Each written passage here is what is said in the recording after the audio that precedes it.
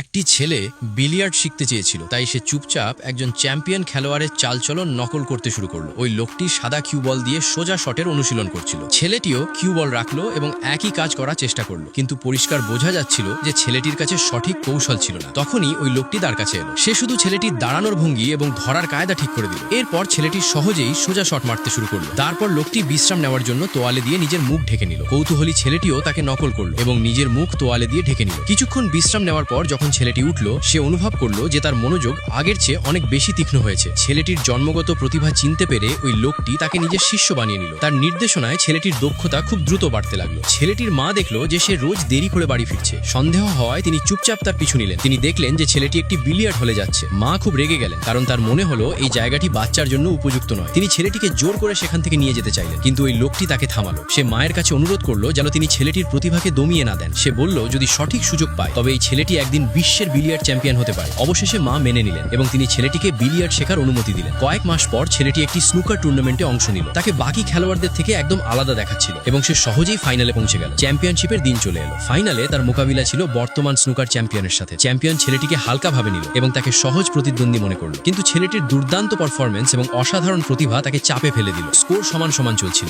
ঘাবড়ে যাওয়ার কারণে ছেলেটির কিছু ভুল হয়ে গেল। ফাইনাল রাউন্ডের আগে সে একটি রুমাল বের করল এবং নিজের মুখ ঢেকে নিল। দর্শকরা অবাক হয়ে গেল। কয়েক মিনিট পর সে রুমাল সরালো এবং টেবিলে ফিরে এলো। এখন তার পুরো মনোযোগ শুধু খেলার ওপর ছিল। সে শেষ কালো বলটিকে অত্যন্ত কঠিন একটি কোণ থেকে পট করে দিল। এভাবেই ছেলেটি স্নুকার চ্যাম্পিয়নশিপ জিতে নিল।